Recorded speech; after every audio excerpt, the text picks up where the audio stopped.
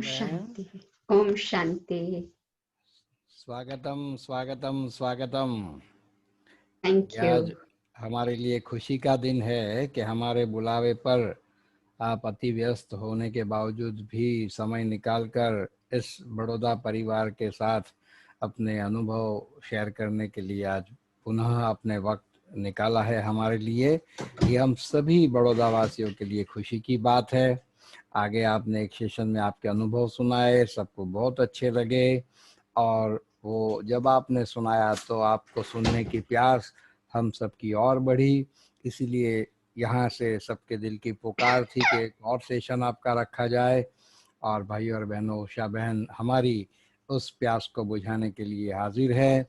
कितनी आप अथक सेवाधारी है, कितने सारे देशों में और अफ्रीका के कई देशों में आपने सेवाएं दी है।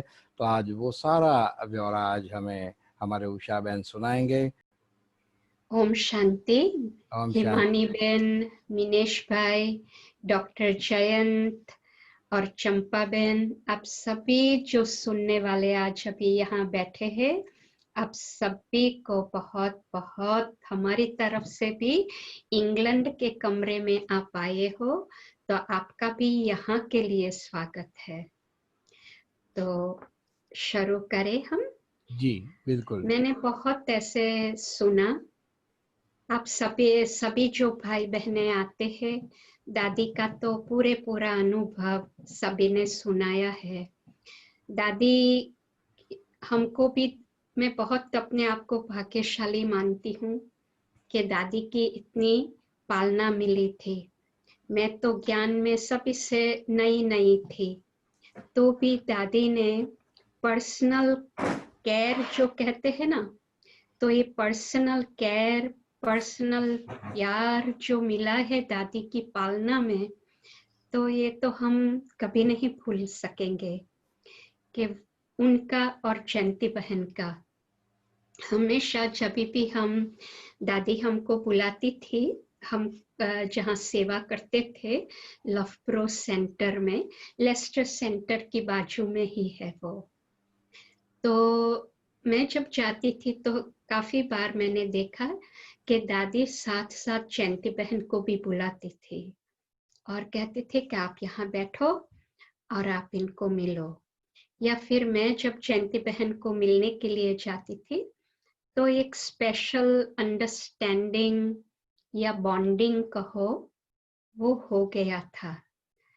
तो ये स्पिरिचुअल परिवार की पालना जो मिल रही थी, इसमें बहुत ही खुशी थी और साथ साथ मैं समझती थी कि मुझे सीखना ही मिल रहा है। मैं पहले से ही स्टूडेंट लाइफ को बहुत प्रिफर करती हूँ, मुझे बहुत अच्छा लगता है स्टूडेंट लाइफ। तो जब मैंने ये सुना कि यहाँ तो शिक्षा ही शिक्षा मिलती है, तो मैं बहुत खुश हो गई थी। तो दादी की पालना में कोई कमी नहीं थी। दादी जानती है, हमारा हाथ ही पकड़ती है ना सभी का, वो हाथ पकड़ के ही नब्ज कहते हैं ना, बाबा कहते हैं कि नब्ज देखकर आप कुछ देना किसी को भी। तो इसी तरह से दादी क्या कहती थी, चलो मेरे साथ थोड़ा चलने के लिए चलो। तो दादी जहाँ रहती थी बाबा भवन में, तो वहां से एक ऐसे राउंड चलने के लिए ले जाती थी।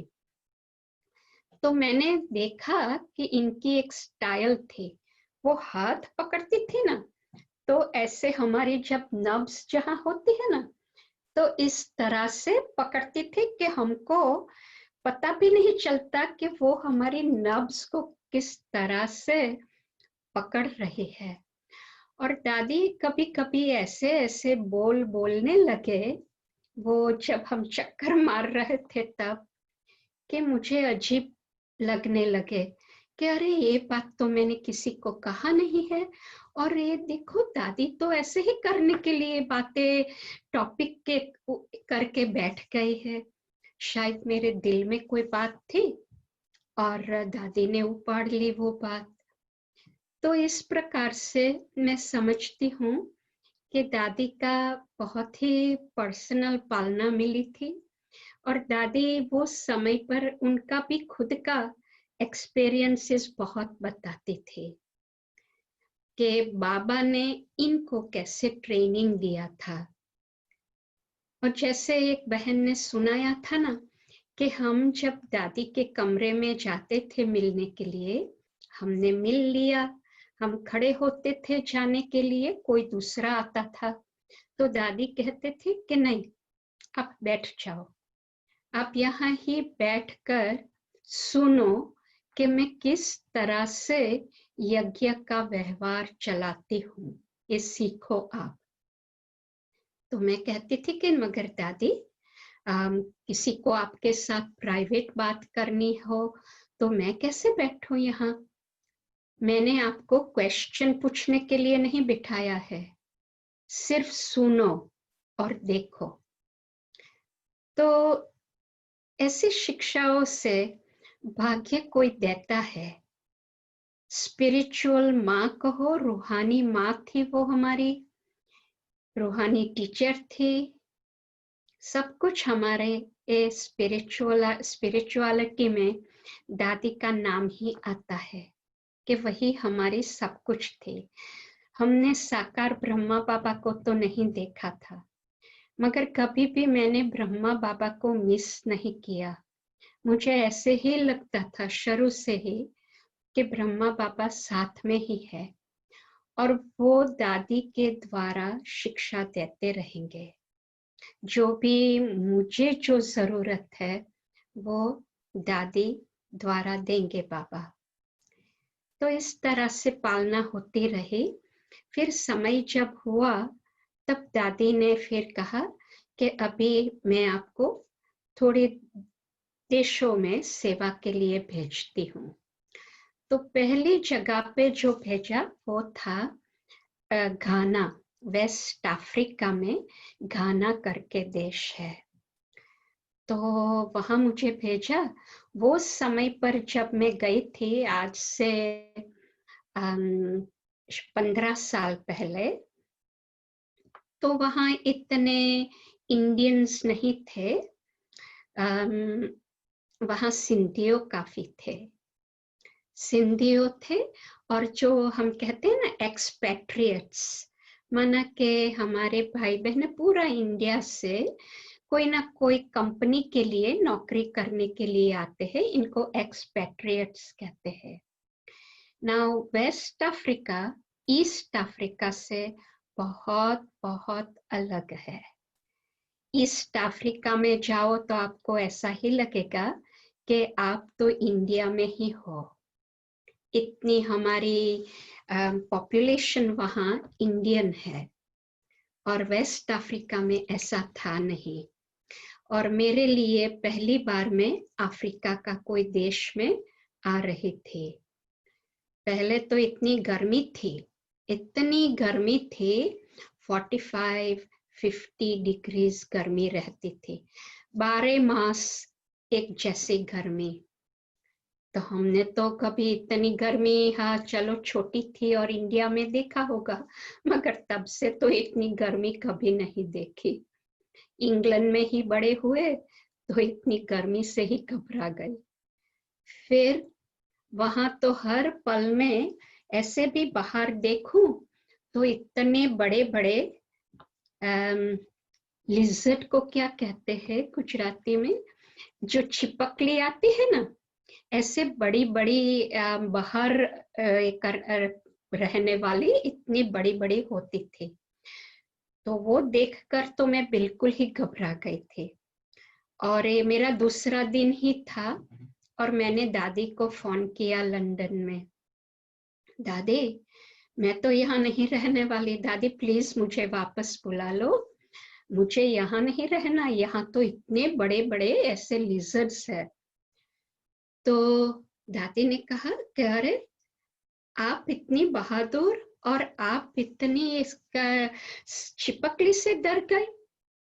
दादी ने कहा आज से कभी भी मुझे कोई कंप्लेंट नहीं चाहिए, जो है वहां ही बाबा के बच्चे हैं आपको वहां सभी को ढूंढना है और सभी को बाबा का बच्चा का स्वागत करना है बाबा के घर में। और कभी ऐसे नहीं कहना कि मुझे तो डर लगता है। और पहले पहले तो फोन रखा तो थोड़ा बुरा लगा कि अरे कोई सिंपैथी तो बताई नहीं, हमदर्दी नहीं बताई, और देखो ये तो कहने लगे कि कोई कंप्लेंट नहीं करना। मगर फिर मैंने सोचा मैं रहूंगी यहाँ, बताऊंगी कि रह सकती हूँ। और सचमुच मुझे घाना में रहकर इतनी शिक्षा मिली, इतना कुछ सीखने मिला कि अंतिम समय पर कोई भी सीन होगा, अभी कोई डर नहीं है, या हम नहीं कह सकते कि हमने तो ये अनुभव नहीं किया था। लाइट जाती थी तो 12 घंटे के लिए, 12 घंटा लाइट थी, 12 घंटा नो लाइट।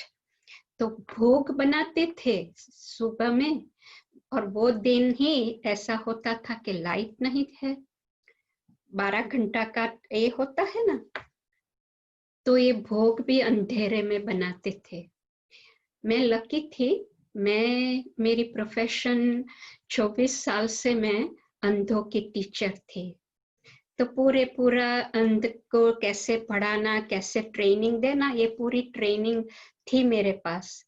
तो ये काम में आ गए, क्योंकि वहां जो हम भोग बनाते थे बिल्कुल अंधेरे में, तो मैं सोचती थी ओके, नो कंप्लेंट, आप ऐसे ही समझो आप अंधी हो।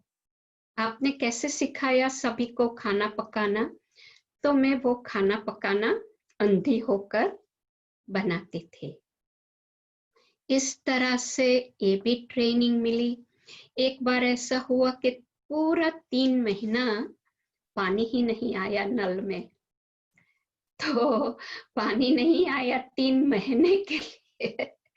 आप तो जानते हो कि इंडिया में भी जो पानी नहीं आए नल में तो कितना हंगामा हो जाता है। वहां तो कोई हंगामा भी नहीं कर सकते थे। तो हम लोग कैसे रहे, कैसे ट्रेनिंग मिली, बहुत ही अच्छा था। और हमारी तकलीफ कहो या कुछ भी कहो, ये तो कुछ भी नहीं थी। हमारा जो आसपास देशों था, तो वो ही समय पर जब मैं गई थी, वही समय पर हमारी वेदांती बहन और निजाम भाई, ये लोग का ग्रुप जो था, तो सर्व अफ्रीका का प्रोग्राम ये लोग ने बनाया था। वैसे अफ्रीका देश में 56 कंट्रीज है। तो ये 56 कंट्रीज में बाबा का नाम प्रत्यक्ष करना था। सिर्फ 16 कंट्री का हुआ था और 56 में करना है। तो ये लोग को बाबा ने कहा, इसलिए सफलता बहुत ही अच्छी मिल गई। तो आजू बाजू वाले जो देश थे, इसमें भी ये सर्व अफ्रीका का आ गया था। तो ये नए नए ही बाबा के घर खोले थे, नए नए ही भाई बहने थे।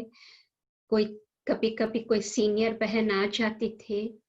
तो मुझे याद है एक बार कि लाइबेरिया करके बाजू में ही देश था, और वहां सिविल प्रॉब्लम हो गया था, थोड़ा खून खराबा हो गया था।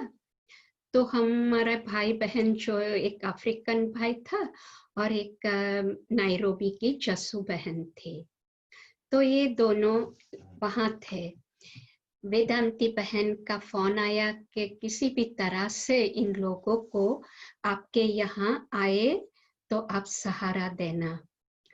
तो ये लोग आए किसी भी तरह से, और जो आप इन लोगों की आप कहानी सुनो कि इन लोगों ने क्या क्या बर्दाश्त करके कैसे भाग कर आए, तो फिर आपके दिल में हमारी बहनों के लिए इतना गर्व आता कि देखो, हम तो ये छोटी सी ये चीजों से डर जाते हैं, हम तो कंप्लेन करते हैं कि ये नहीं है, वो नहीं है, मगर ये बहनों ने क्या क्या नहीं देखा, बर्दाश्त किया, और फिर वहां से भागकर ये लोग गाना आए थे।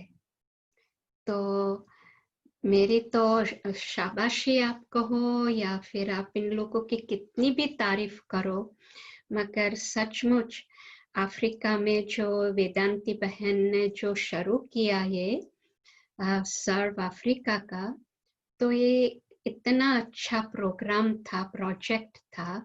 इतने देशों में सेवा आज हो रही है वहाँ अफ्रीका में। अफ्रीका में मैं 4 साल रही और बहुत ही मेरा समय अच्छा हुआ। वहाँ बहुत ही अपने आप के बारे में सीखना मिला, और वहाँ जो भाई बहनें थे बाबा के घर पे आते थे, वैसे तो अफ्रीकन भाइयों ही आते थे, थोड़ी बहनों आती थी, हमारी सिंधी बहनें बहुत आती थी।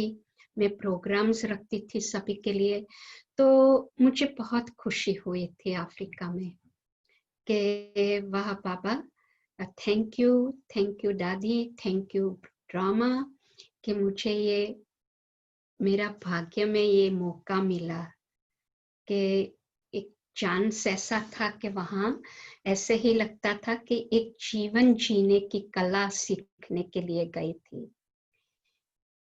फिर वहां से 4 साल हुआ, एक दिन दादी का फोन आया और फिर हम को बुलाया, पाकिस्तान का बुलावा आया।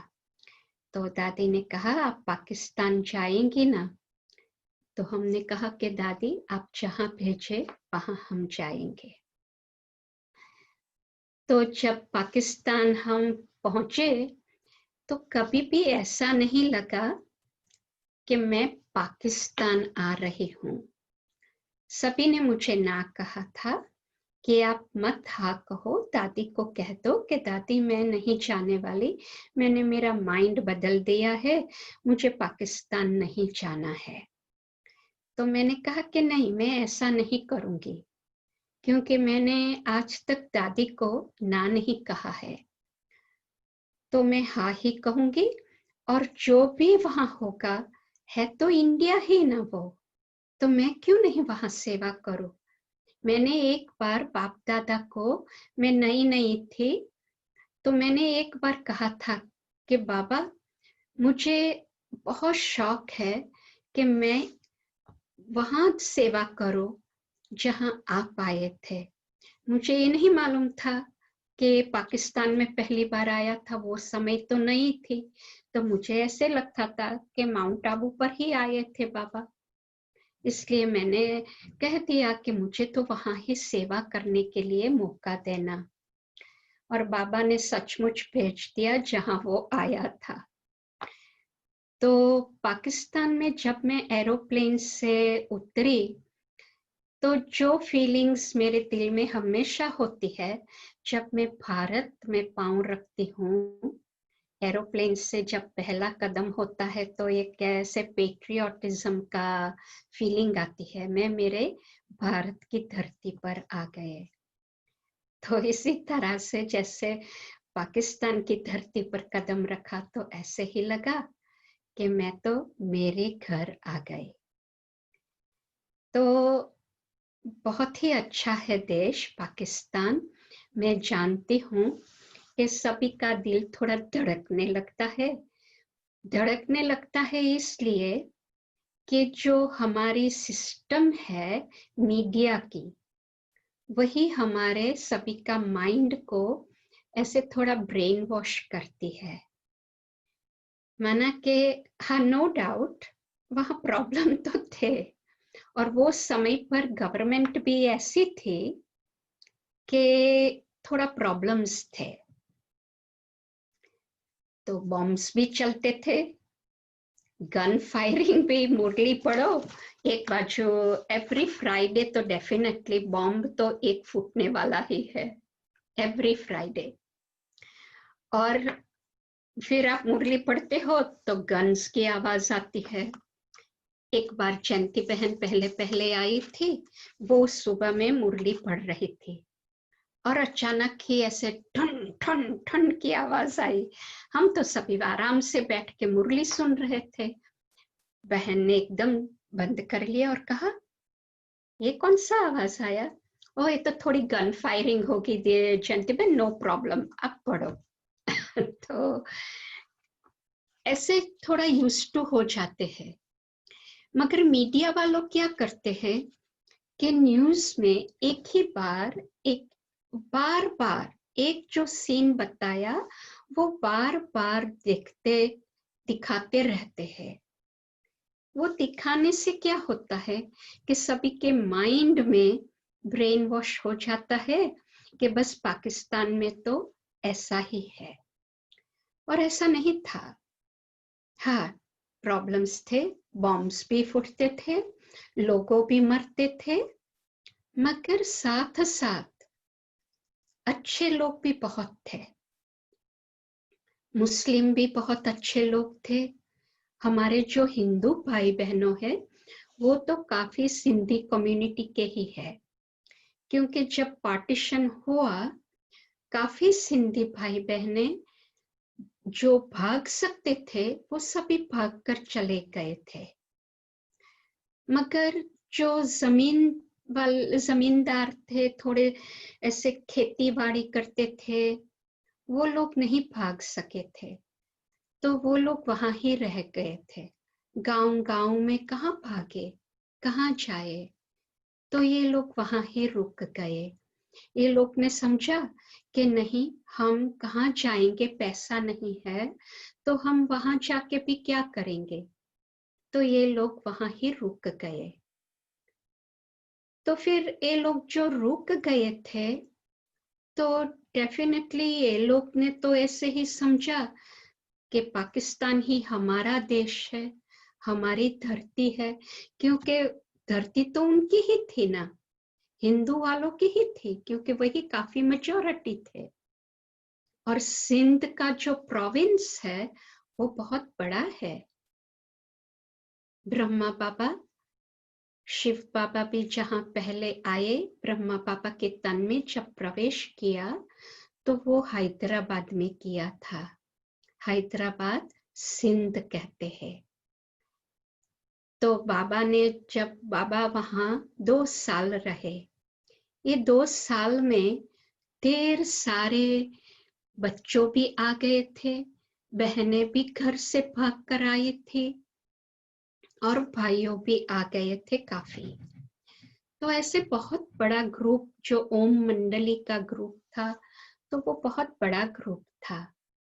वो फिर जब कम्युनिटी की तरफ से ही तकलीफ थी, दूसरे और किसी की तकलीफ नहीं थी, सिंधी कम्युनिटी की ही तकलीफ थी, जिनके घर से बच्चियां, छोटी छोटी बच्चियां चली गई थी, जिनकी बीवियां, बहनों, किसी की मासी, बुआ, कोई ना कोई घर से छोड़ के चले गए थे। मैं एक बात कहना भूल गई थी कि जब मैं घाना में थी तो मैंने कहा ना कि वहां काफी सिंधियों थे। इसमें कई सिंधी फैमिलीज थे जो ब्रह्म कुमारीज की बहुत ही अगेंस्ट थे, विरोध में थे। क्यों? क्योंकि इन्हों के ही घर से किसी की बुआ, किसी की मासी, किसी की बहन भाग के घर छोड़ के चले गए थे। तो मैं इन फैमिलीज को मिली थी और मेरा भाग्य था कि 4 साल इन लोगों की सेवा करने में, और जो इन लोगों को इतना विरोध था ब्रह्म कुमारी में, कम से कम आज इन लोगों के दिल में प्यार है ब्रह्मा कुमारी में। और जो उनकी बुआएं, मासीएं, किसी की माँ चली गई थी, तो कम से कम आज इनके फोटो भी रखते हैं और दादियों के रूप में इनको रिस्पेक्ट देते हैं। तो वही फैमिलीज अभी हैदराबाद में, ये लोग का घर वाले जब सभी की बच्ची थी, बीवियां थी, तो ये लोग पिकेटिंग करने लगे और बहुत ही परेशान करने लगे। तो किसी ने बाबा को कहा था ना कि बाबा क्यों नहीं हम कराची चले जाए, कम से कम कराची तो थोड़ा बड़ी सिटी है तो अच्छा रहेगा। तो बाबा जब वहां आए कराची में, तो बाबा ने जो मकान लिए थे, इसमें से जहां बाबा रहते थे, बाबा इनके परिवार के साथ, वो मकान अंग्रेजी ने बनाया था, अंग्रेजी डिजाइन में। वो अभी है, जैसा था वैसा ही है। और एक था जो बड़ी स्कूल थी, वैसे स्कूल बहुत ही बड़ी अच्छी बनी थी। तो स्कूल भी जैसे रख कर गए थे वैसे ही है, क्योंकि वो पाकिस्तान की हेरिटेज में ये मकान गिना जाता है। तो इनके वजह से गवर्नमेंट की ड्यूटी बनती है कि हेरिटेज वाले मकानों की ध्यान रखे। तो ये स्कूल अभी तो मुस्लिम स्कूल है, मगर बहुत ही अच्छे है। और जब दादी पहली बार आए थे, दादी सभी बहुत लोग आए थे वो समय दादी के साथ, तो दादी को बहुत अच्छा लगा वहां, और सभी यादें भी ताज़ी हो रही थी। और जो दूसरे भी मकान थे जहां दादी रहती थी दूसरी बहनों के साथ, युगलों के लिए मकान एक लिया था, भाइयों के लिए एक मकान था। तो ये सभी मकानों तो अभी खंडेर में है, खंडेर हो गए हैं। मगर दादी को तुरंत ही देखकर दादी ने पहचान लिया कि देखो हम यहाँ आते थे, हम यहाँ आते थे। तो साथ साथ में जो वो स्कूल थी, वहां तो दादी ने बहुत समय निकाला कि हम भी यहाँ सभी को मिलने के लिए आते थे। और घर का जो वाइब्रेशन है, याद रखना कि बहनें वहां बड़ी हुई, 12 साल रही। बाबा काफी बार कहते हैं ना 14 साल की तपस्या, तो 2 साल हैदराबाद, 12 साल वहां कराची में।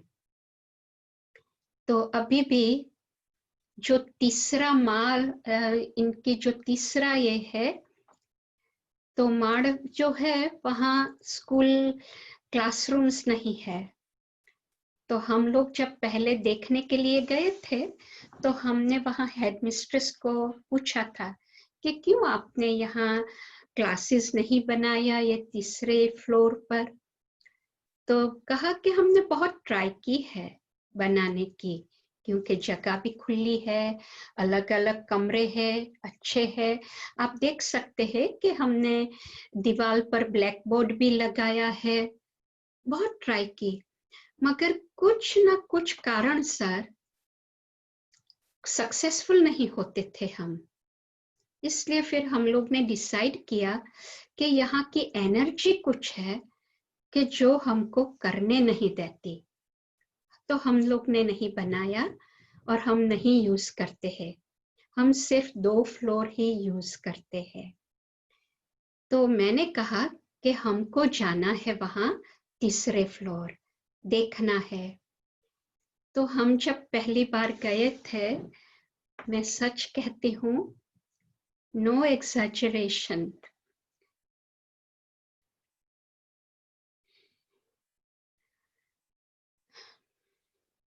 मगर वहां आप जहां चलो तो आपको ऐसा ही लगे कि दादियां है, छोटी छोटी दादियों, मम्मा वहां ही है। इन लोगों जो ऐसे आपको फील होता था, मुझे ऐसे फील हुआ कि मैं देख सकती हूँ कि दादियों यहाँ वहां दौड़ रही है और चिल्ला रही है। और मम्मा थी वहां।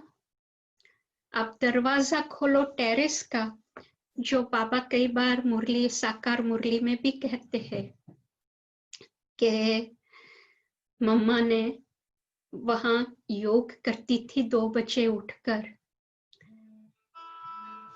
तो आपको ये फील होता है, आपको ये वाइब्रेशन इतने पावरफुल है कि अभी भी आप फील कर सकते हो। और हम जब दादी जानकी को पहली बार लेकर गए तो दादी ने भी कहा, बहुत देर तक वो वहां तीसरे फ्लोर पर वो वहां रही थी, क्योंकि उनकी याद भी ताजी हो रही थी, फील कर रही थी कि दादी को भी याद आ रहा था ना कि सभी छोटी छोटी दादियों थी वो समय पर, और ये कैसे खेलती थी, दौड़ती थी, सभी कैसे बड़े हो गए यही मकान में, यही घर में, यही स्कूल में। तो ऐसा अनुभव बहुत अच्छा रहा था। एक दूसरी जगह है जो मैं शेयर करूं आप लोगों के साथ, कि आप सभी ने फोटो तो देखे हैं, गोल घुम्मट जैसा है और सभी हमारी दादियों वहां खड़ी है।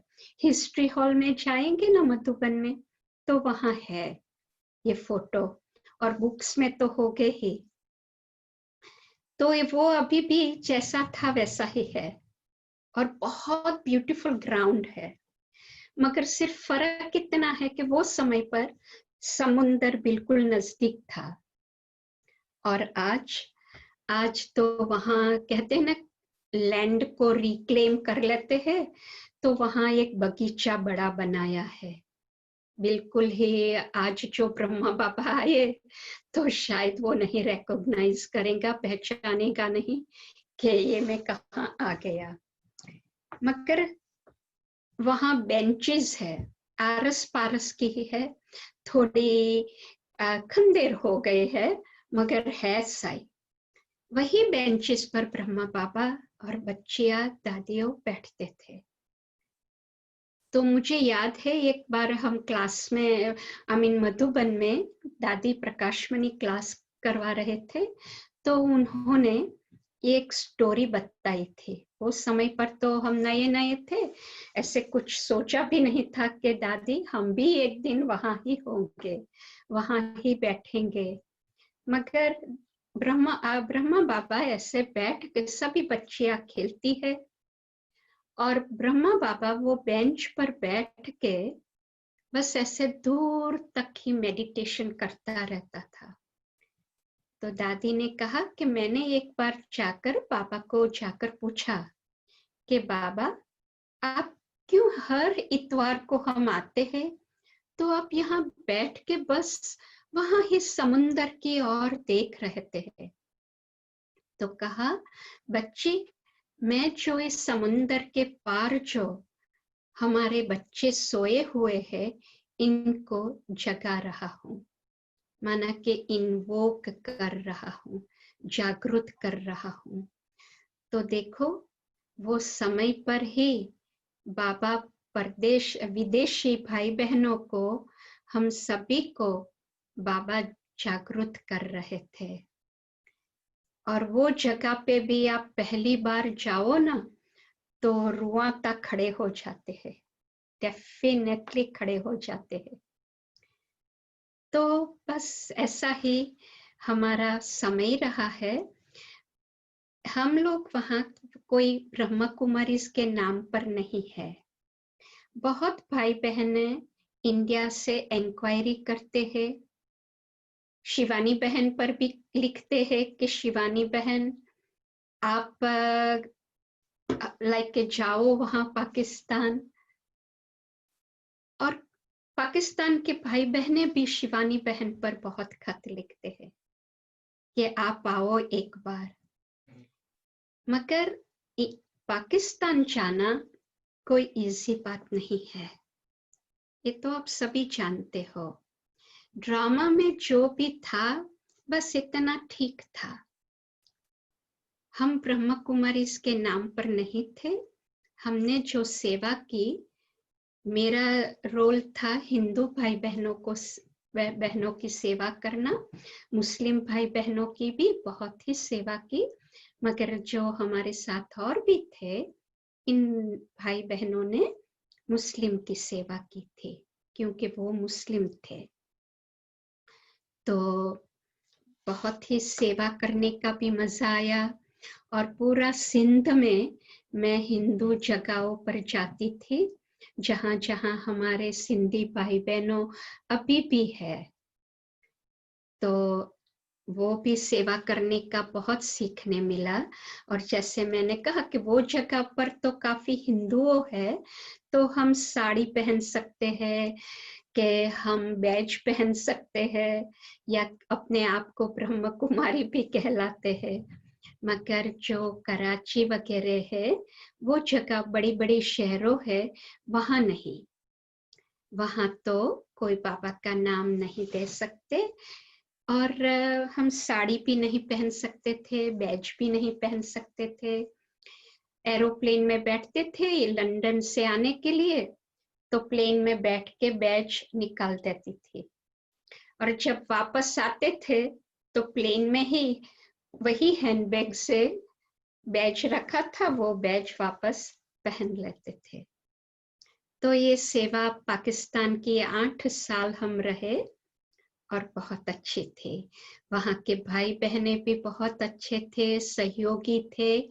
आज भी सेवा हो रही है, मगर जाने से कोई फायदा नहीं। इसलिए कोई भी ऐसी इच्छा नहीं रखना कि हमको भी एक बार तो जाना है। कई भाई बहनों का यही बोल होता है, हम मधुबन जाते हैं, कहाँ भी मिलते हैं, एक बार तो पाकिस्तान जाना है, एक बार तो देखना है कि बाबा का घर कहाँ है।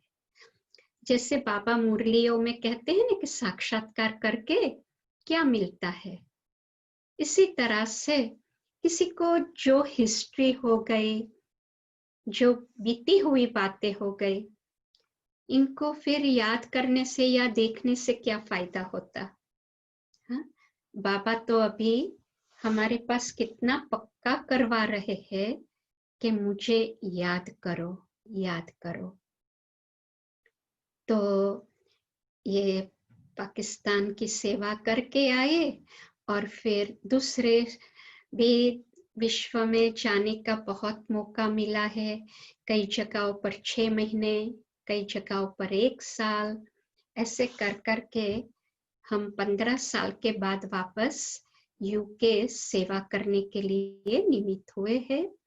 तो अभी यहाँ का थोड़ी ठंडी लगती है, क्योंकि गर्म देशों में ही रहकर आई हूँ, तो यहाँ थोड़ी ठंडी लग रही है। तो ऐसे फॉरेन की सेवा में एक चीज मुझे बहुत अच्छी लगी थी।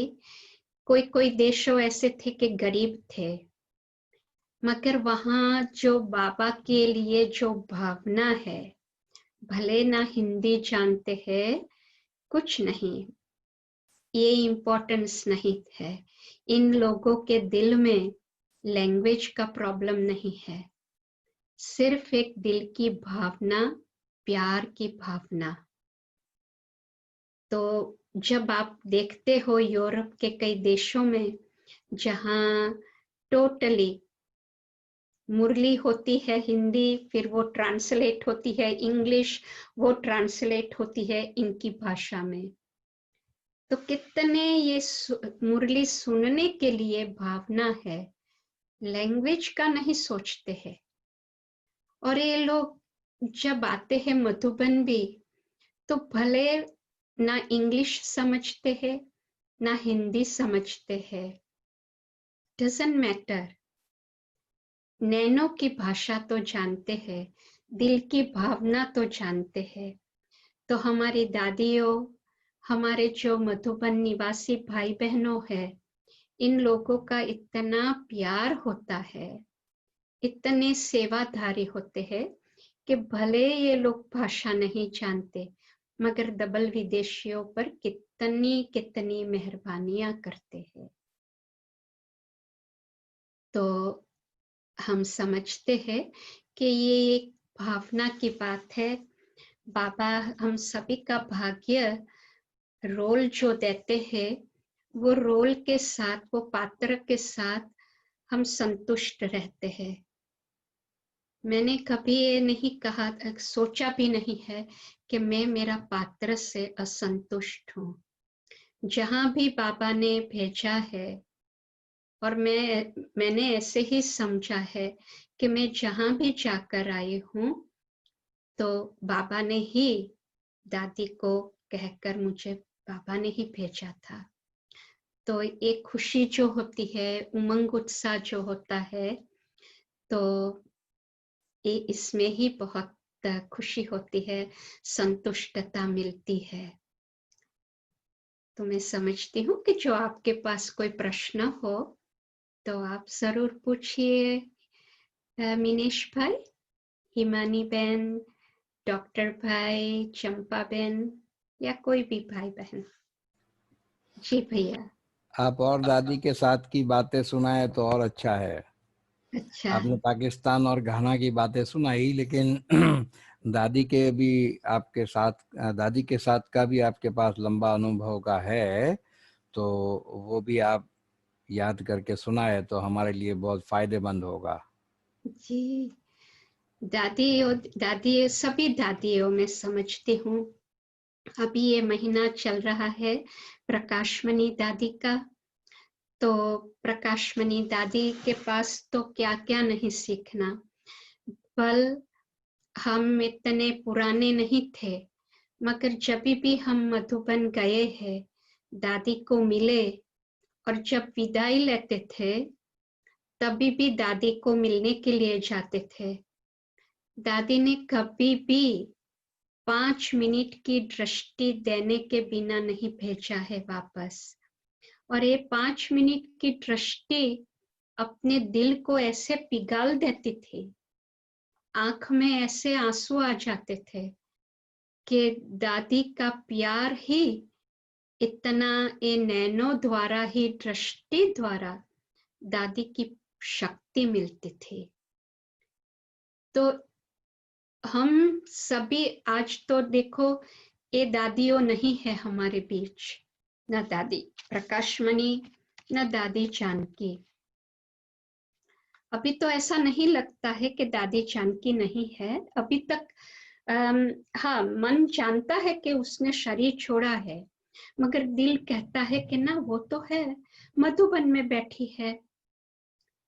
जब हम मधुबन जाएंगे और देखेंगे, अनुभव करेंगे कि दादी अभी नहीं है, तब शायद मानेंगे कि दादी हमारे बीच नहीं है।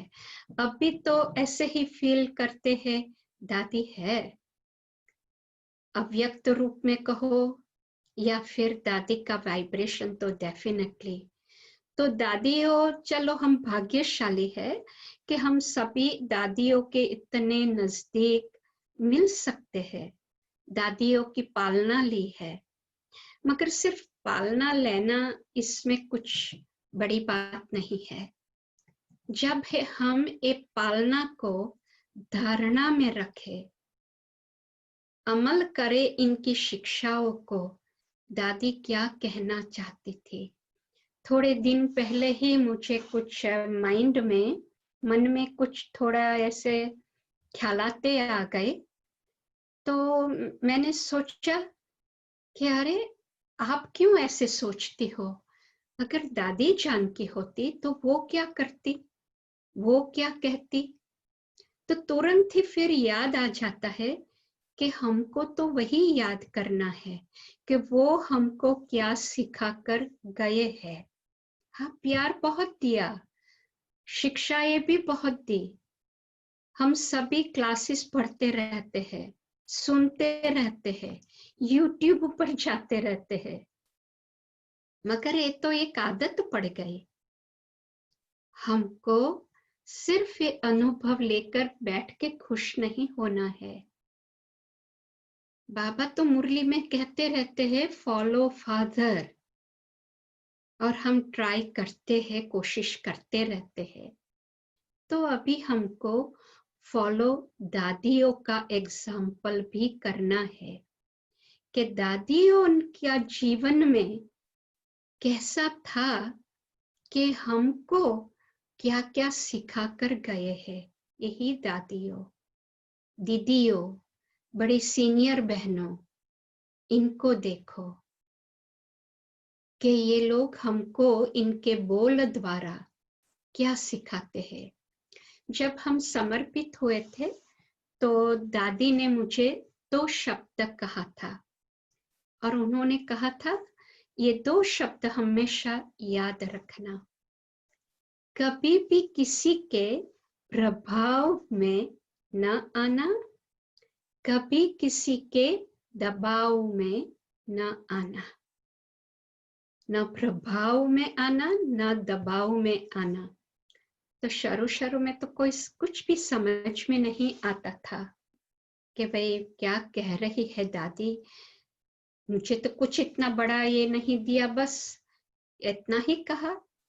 मुझे समझ ही नहीं आई कि दादी क्या कहना चाहती है।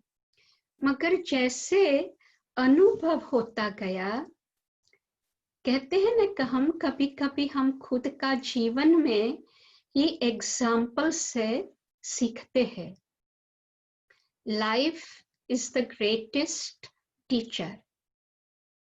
तो हमको अपने आप के ही जो कभी कौन सा अनुभव हुआ, कभी किसी कैसा अनुभव हुआ, तो वो अनुभवों के द्वारा हमको सीखना है कि दादियों कैसे रही।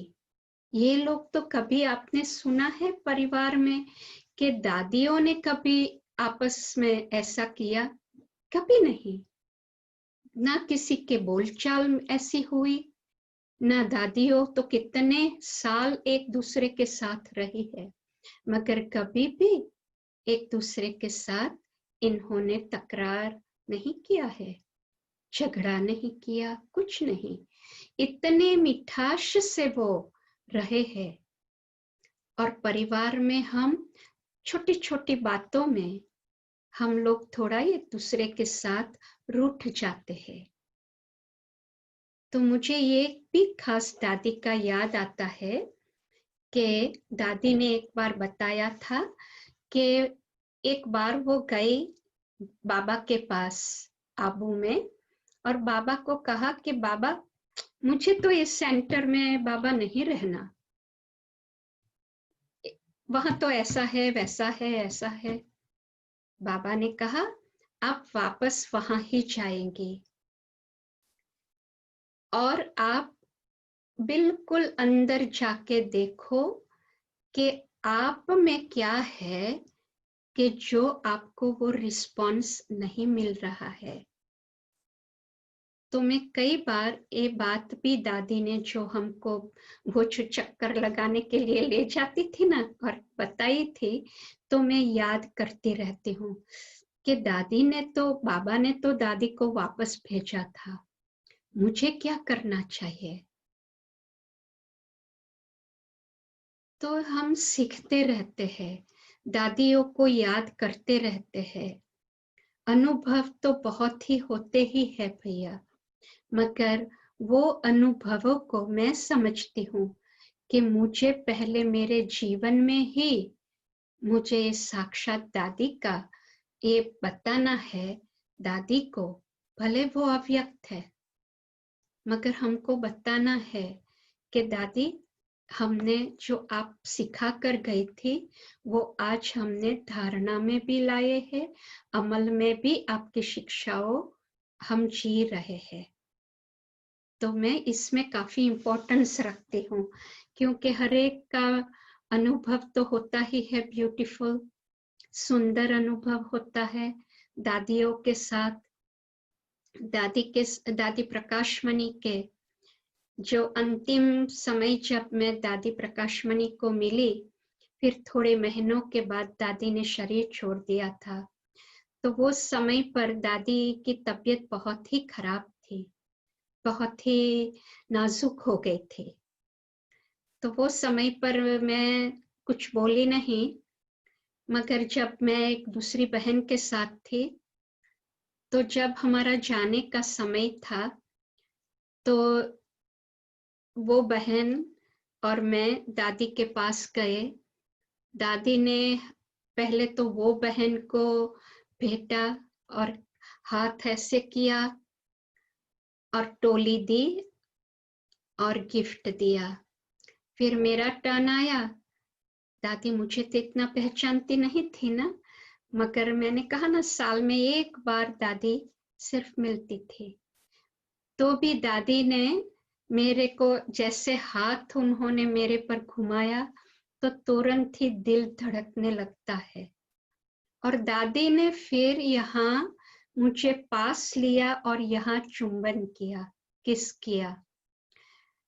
तो मैं तो बिल्कुल यही हो गई कि दादी का देखो, वाह, वो तो मुझे इतना पहचानती भी नहीं है, तो भी दादी ने इतना प्यार दिया मुझे, दृष्टि भी दी। और फिर थोड़े महीनों के बाद हमने सुना कि दादी ने शरीर छोड़ दिया है। तो भी मैं मेरे गाल पर तो कितने देर तक, दूसरे सुबह में मुझे ऐसे शावर लेने का भी थोड़ा मन नहीं हो रहा था कि पानी लगेगा तो मेरा ये हो जाएगा। दादियों का प्यार जो है वो तो हमेशा ही सभी के लिए रहेगा।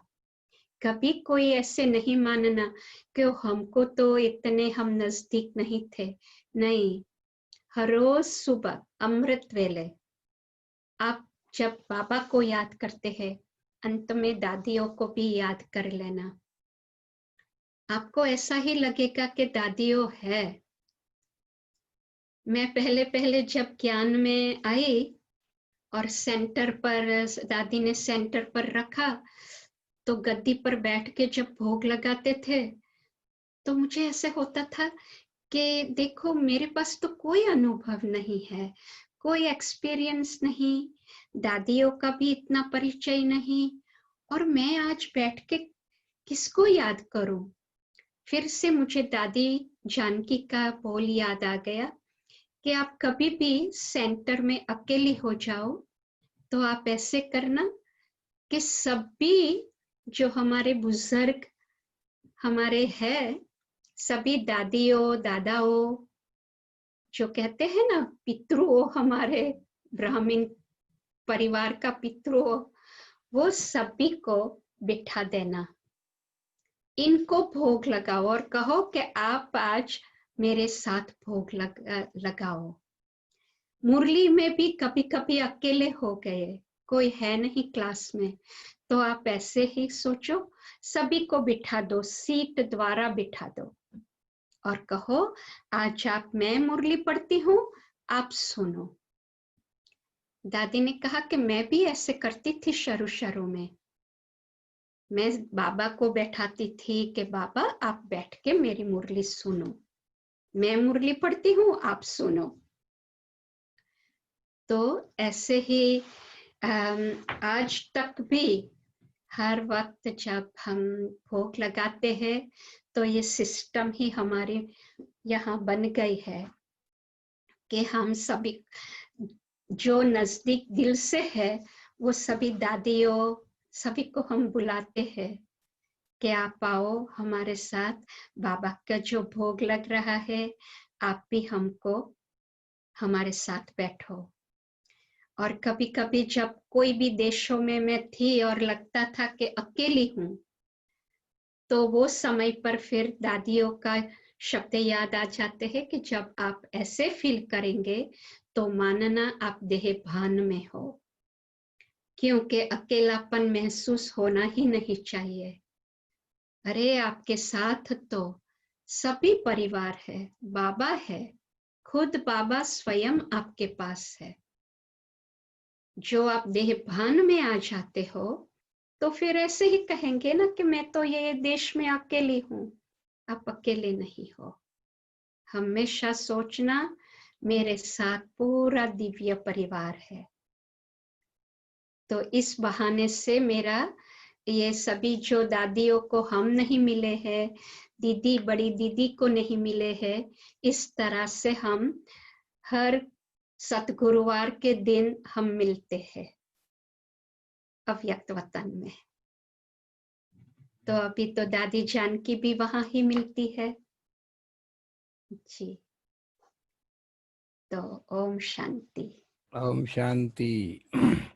आज तो आप हमें बिल्कुल ही अतीत में ले गए, यूँ कहेंगे स्टार्टिंग पॉइंट पे आप हमें ले गए। 1936 1937 वो स्थान जहाँ उस निराकार शिव पिता परमात्मा का सर्वप्रथम अवतरण हुआ, जहाँ वो कर्म भूमि बनी। तो इतने महीनों की यथार्थ तपस्या का फल इन सभी भाई बहनों को भी कहेंगे मिला कि एक एक, भले हमने इन चरम चक्षुओं से उस स्थान को नहीं देखा, लेकिन आपने आपके अनुभव और आपकी वाणी के द्वारा वो चित्र हमारे सामने एकदम क्रिएट कर दिया। तो हम सबको भी आपने इमोशनल कर दिया कि वो सीन, वो नज़ारे हमें भी उसी तरह से दिखाई पड़े जैसे आपको वहाँ महसूसता हुई। तो ये अनुभूतियाँ आज आपने कराई हमें, इसके लिए हम हमेशा हमेशा के लिए आपके आभारी रहेंगे। जैसे आपने ठीक कहा, हम पाकिस्तान जाए न जाए, लेकिन आपने तो आज हमें ब्यौरा करा ही दिया। तो ये हमारे लिए बहुत खुशी की बात, बहुत उपलब्धियों की आज हमारे लिए ये बात है। और डॉक्टर साहब और चंपा बहन अपने मन की बात सुनावे। जी जयंत भाई और चंपा बहन, ओम शांति। हमने कराची की बात सुनाई तो दादी जब अभी रिसेंट मना, उसको भी काफी साल हो गए, की दादी गए थे और वो जो लदाराम स्कूल में पढ़े थे उसकी बेंच पर जाकर बैठे थे कि भले हम कराची गए नहीं है लेकिन वो दादी ने सब दिखाया कि स्कूल तो बोले ऐसी की ऐसी है, दादी बोले उसको कुछ नहीं किया है। दादी वहाँ बेंच पर जाके बैठे। हाँ, उनको बहुत मजा आया था वो दिन जब कहती थी मैं ये स्कूल में नहीं पढ़ी थी, मगर यहाँ मम्मा, दादी प्रकाशमणि, चंद्रमणि, ये सब दादियों वहाँ वही स्कूल में, सिंधी स्कूल थी, तो वो वहाँ पढ़े थे। तो कहती थी कि मैं जब जाऊंगी ना अभी वापस मधुबन, मैं कहूंगी कि मैं आप लोग की सीट पर बैठ के आई। मैं समझता हूँ उषा बहन, मैं समझता हूँ उषा बहन उसका वीडियो भी है, शायद YouTube पे है, लेकिन मुझे मिल नहीं रहा। आपको शायद ध्यान होगा, YouTube पे मैंने देखा था दादी जयंती बहन का हाथ पकड़ करके, शायद गोगल्स भी उस वक्त पहना था दादी ने। मैंने देखा है वो वीडियो, लेकिन मैं सर्च कर रहा था, मुझे मिला नहीं। अगर आपको शायद पता हो तो मुझे आप लिंक भेज देना, मैं हमारे भाई बहनों को दूंगा। तो जयंती बहन थे, शायद उसमें आप भी होंगे, क्योंकि पहले उसी वक्त देखा था मैंने। अब इस वक्त तो उसी वक्त आप सेवा पर वहाँ उपस्थित थे जब दादी, मैं समझता हूँ आप ही निमित्त बने होंगे उनके आने जाने का शायद। ठीक है ना? हाँ, समझ रहा हूँ मैं। ठीक है, तो बहुत अच्छी बात। फिर भी आपको वीडियो का लिंक मिल जाए, आपके पास तो होगा, पता ही होगा आपको, तो आप जरूर भेजना, ताकि आज आपने जो ये सुनाया है तो वो जो वीडियो के द्वारा वो लोग सारा देख पाएंगे। वो अवेलेबल तो है YouTube पे। और किसी भाई बहनों को ये वीडियो का पता हो तो आप हमें भेज देना, तो हम इसको इसके साथ अटैच कर देंगे। ठीक है? ओके डॉक्टर साहब। हाँ, हमें तो प्रकाशमणि दादी जी याद आ गए। प्रकाशमणि दादी के साथ हमको बार बार मिलने का होता था, राय लेनी होती थी। तो प्रकाशमणि दादी ने जब हमको मकान लेना था ना, तब दादी के पास गया था पूछने के लिए, तो शीघ्र ही मुझे बुला लिया और कहते हैं आ जाओ। तो मैं गया, फिर मैं भी बाबा को, दादी को दिखाया, तो बहुत अच्छी तरह से अंदर, तबीयत थोड़ी नाजुक तो थी पर अच्छी तरह मिलते थे। तो दादी ने कहा मोहिनी बेन को कि लिखो। हाँ, दादी को बहुत पसंद है, अच्छा दादी की छुट्टी है ऐसा लिखवा कर मैं पर आज भी मेरे पास पड़ा है। और माथे सा हाथ रखा, जैसे आपको चुंबन याद आता है, मुझे माथे का सिर पर उनका हाथ याद आता है। आ गया आज आपकी बातें सुनकर। बहुत बहुत दादी के साथ तो मिले थे हम।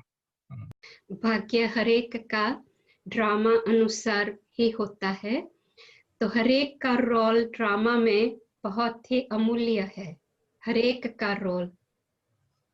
मैं कोई बहादुर नहीं हूँ, ना तो मेरे में कोई ऐसी कोई बड़ी स्पेशलिटी है, मगर हाजी का रोल है। तो ये हाजी का रोल कभी कभी मुझे बहुत ही प्यारा लगता है। कभी कभी नहीं, हर वक्त ही प्यारा लगता है, मगर अपने आप को तो कुछ ऐसे स्पेशल ये नहीं मानती हूँ, क्योंकि बाबा हर एक व्यक्ति के लिए अपना रोल अनुसार वो वहां रखते हैं। तो कोई बाय चांस नहीं होता है कुछ भी ड्रामा में। जो भी कुछ होता है ड्रामा में, इस सब कुछ बाबा ने सोच समझ कर ही किया है, इसलिए इसके बारे में इतना नहीं सोचना। और कभी भी ऐसी बातें भी नहीं करना भैया, अरे आज तो एक बहन आई थी, उसने हमें ऐसे सुनाया, वो तो बहुत बहादुर थी। नहीं भैया, हम सभी एक परिवार है, हम सभी एक है। जी, ओके। ये ओके, आपकी आप नई सभी जानकारी को है। ओम शांति। आज मुझे बुलाया बड़ौदा, मैं नवसारी की हूँ, तो बहुत शौक था। मैं कई बार पापा को कहती थी कि पापा हमको बड़ौदा लेकर चलो, क्योंकि हमारे सामने बड़ौदा वाले रहते थे और वहां से चेवड़ा बहुत अच्छा लाते थे। हाँ? मगर सोलापुरी चेवड़ा, लीला चेवड़ा हाँ, तो हाँ जगदीश लीला चेवड़ा, का नहीं वो लीला चेवड़ा था। लीला चेवड़ा। चंपाबेन जगदीश नो लीलो चेवड़ो। हाँ, ये तो बड़ौदा वो का मशहूर है। दिन बना के हाँ, देंगे, आप आएंगे तो वो हमेशा लेकर आते थे घर पे। तो मैं कहती थी कि मम्मी देखना है, पापा चलो ना एक बार तो हम बड़ौदा चले, मगर नहीं जा पाए। ओम ओके, शांति। ओम शांति। चलिए।